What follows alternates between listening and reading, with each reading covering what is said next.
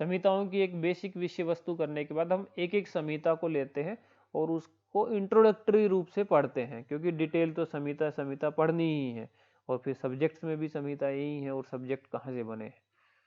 तो ये लेकिन हिस्ट्री के एंगल से एक इंट्रोडक्टरी पार्ट जो है हर संहिता का लेते हैं कि वो संहिता में क्या यूनिक बातें हैं, उस संहिता के काल में समाज की स्थिति क्या थी, किन किन टर्म्स का प्रयोग हुआ है, मान लो किसी धर्म की छाया थी या किसी दर्शन का प्रभाव मिलता है नहीं मिलता है, किस किस ने उसको बनाया है, क्या क्या उसमें मॉडिफिकेशंस हुए हैं, कौन गुरु है कौन शिष्य है, ये देख लेते हैं। तो सुश्रुत संहिता के निर्माण में टोटल 4 स्तर है, मतलब कि 4 स्टेज है या 4 लेवल है जिन पे वो बनी है। ठीक है, एक बनी जो सबसे पहले गुरु ने उपदेश दिया, शिष्य ने जो सबसे पहले बनाई, वो पहला वाला सबसे। तो सबसे पहले वाला है, ठीक है, 1000 से 1500 ईसा पूर्व वाला, ठीक है, जिसमें उपदेष्टा रहे हैं खुद गुरु जी धन्वंतरी जी। ठीक है, उन्होंने सुश्रुत प्रवर्ती शिष्यों को शल्य ज्ञान मूलक उपदेश दिया। जो बेस है मेन सुश्रुत का वो शल्य है।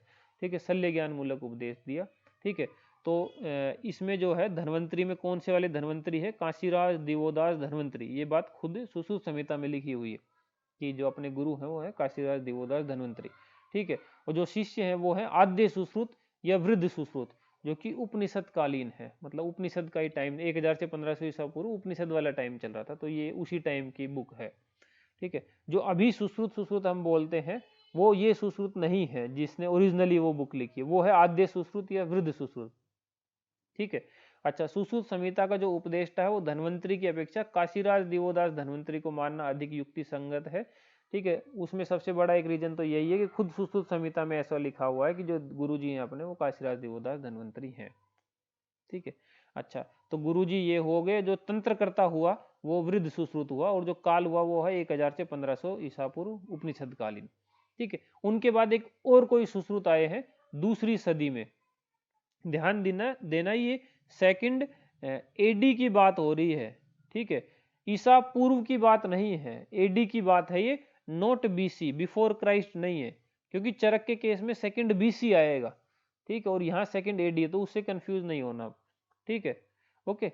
तो सुश्रुत संहिता का जो प्रतिसंस्कार किया, तो सुश्रुत संहिता के जो प्रतिसंस्कर्ता हैं, ठीक है, वो ये हैं सुश्रुत खुद, इन्होंने भी प्रतिसंस्कार इसका किया है। उसके बाद जो है नागार्जुन आए हैं 5वीं सदी में। ठीक है, उन्होंने जो है पुनः प्रतिसंस्कार किया है इसका, फिर से तो द्वितीय प्रतिसंस्कर्ता नागार्जुन हो जाते हैं इसके। फिर इसके बाद 10वीं सदी में, अच्छा, इससे रिलेटेड कुछ बातें और लिखी है हमने कि द्वितीय प्रतिसंस्कार किया नागार्जुन ने और उत्तर तंत्र उसमें जोड़ा। ठीक है, ये बात रही है 5वीं सदी की, जबकि वो है 5वीं सदी के आसपास जो फेमस काल चल रहा है इंडिया में, इंडियन हिस्ट्री में, वो गुप्त काल चल रहा है। तो गुप्त काल के आसपास की बात हुई है। ठीक है, इसी गुप्त काल में ऐसा कहते हैं, जब आप भारत का इतिहास पढ़ोगे तो आपने पढ़ाई होगा कि गुप्त जो काल रहा है वो भारत का गोल्डन पीरियड रहा है, उस काल में भारत ने बहुत प्रोग्रेस करी है। ठीक है, तो उसी काल में चरक संहिता, सुश्रुत संहिता, इन सब के प्रति संस्कार हुए, मतलब कि अच्छे स्कॉलर्स हुए हैं पैदा, उन्होंने समय के अनुरूप बनाया उनको संहिताओं को फिर से। और वाग्भट की रचनाएं भी इसी काल में, गुप्त काल में, जो इंडिया का गोल्डन पीरियड कहा जाता है। ठीक है, 10वीं सदी में फिर से जो है मॉडिफिकेशन हुए हैं सुश्रुत संहिता में, और पाठ शुद्धि जो है सुश्रुत संहिता की चंद्रट नाम के आचार्य ने जो है की है। तो चंद्र बिंदु से लगा दिए, जहां जहां चंद्र बिंदु नहीं थे चंद्र बिंदु लगा दिए, तो पाठ शुद्धि चंद्रट ने कर दी।